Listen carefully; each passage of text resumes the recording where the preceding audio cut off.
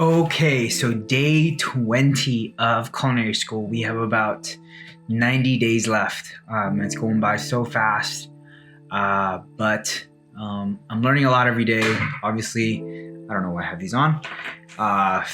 Failing a lot every day as well, but just taking those failures and making lessons out of them. Doing the best I can to stay composed. I'm still very much like, once I'm in the kitchen, I'm very like, I put a lot of pressure on myself and have a lot of expectations for myself. Sometimes I psych myself out. So I'm definitely getting better at slowing myself down, making sure my station is in tip-top shape, and making sure to clean as I go. Today, I'm just going to dive into what we went over, and then I'll sort of talk about how my day went. So today we had a quick lecture on consommé, what it is, confit, poaching, deep frying. Real quick on consommé, if you've never made it, it's a process that takes a lot of time and technique.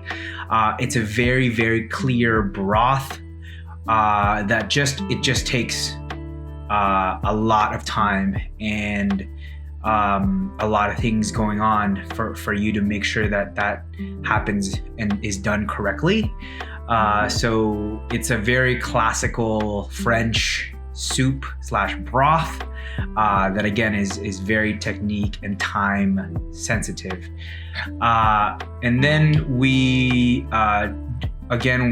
kept working on our duck confit. So I'll show pictures of that in a later video, because I want to show the sort of start to finish. So today we rinsed and washed the duck, and then we went into our sous vide lecture as our introduction to sous vide. Obviously I've sous vide before. I don't know if I've made a sous vide video, but I have a steak on my Instagram that I sous vide. I've sous vide a ton of stuff. I probably use my sous vide at least once a week, just because it makes cooking so much easier and basically seamless. So that was an introduction to sous vide.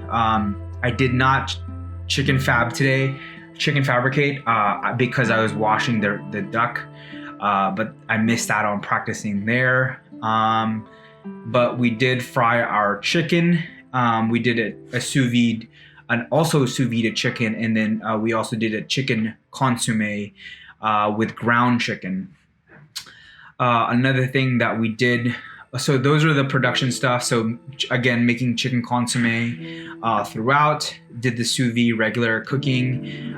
So sous vide the chicken and then finished it on the stove to kind of just crisp up and brown. And then we did fried chicken, and then it was basically clean up. So these things took time, but I think for the most part, a lot of us finished early just because we were on top of it. So going right in, this is the sous vide chicken. I'm sorry for the background noise, but this is the sous vide chicken. We were in the bath for, I believe, 45 minutes at, I could be wrong, but at 158, I believe, is the temperature. It came out, I probably haven't had a more moist chicken. Say that 10 times. But yeah, no, it came out. I mean, it's sous vide, right? Like, you just pull it out of the thing and it's done. So we again finished it on the stove, just got some browning and presented it. Made sure to dap it up just so that I'm not presenting an oily chicken. But yeah, that's pretty much it. Just, normal comments. Not really a lot to say here because it's sous vide, and it's gonna be moist. It's gonna finish properly if you have the right temperature. So that's what it was. 45 minutes, and then real quick talking about the consommé. We had to brunoise our mirepoix. And I had to actually redo my brunoise. Chef saw my first batch, and he was like, "You redo them because this is not the quality we're looking for." And of course he was right. And I sort of rushed through that first set, and I did it again, and I just really took my time this time, and it came out a little bit better. This is sort of the quality that you're looking for, right? Is a brunoise is a brunoise. Like, it's a eighth of an inch cube. So it is what it is, right? So again, really trying to slow myself down. And one of the lessons learned from that is do it right the first time. If I could have done this the first time, we wouldn't have a problem. And if I was capable of doing it that second time, I was capable of doing it that first time. And so just doing it right the first time is really, really important.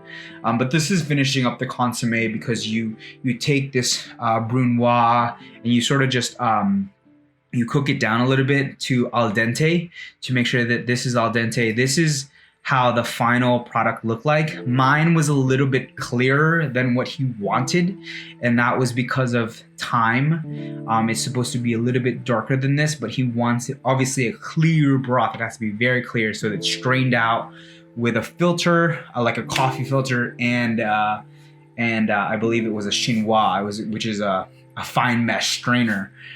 So this is how the consommé turned out. Again, making sure that the brunoise was crisp and detailed.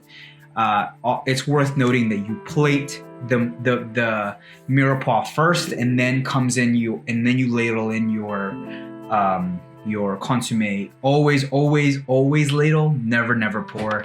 He'll always say that to you, is you should never be pouring when you're plating a dish, right? So never pour from the pot to the bowl. It should be a ladle in. It should be nice and clean, and your mirepoix or whatever vegetables comes first, and then you ladle in your consommé.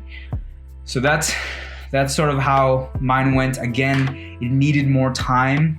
The flavor was there, the vegetables were there, but it needs to be darker. There's no ifs, ands, or buts about that. It just needs more time. But that's sort of what we're looking for in terms of clearness. But it should be a darker broth. I was looking over at somebody else who did it, and they had kind of a reddish, darkish broth. So perhaps that was what they were looking for. But yeah. And then fried chicken. This was already in my trunk for 45 minutes on the ride home. We fried it up.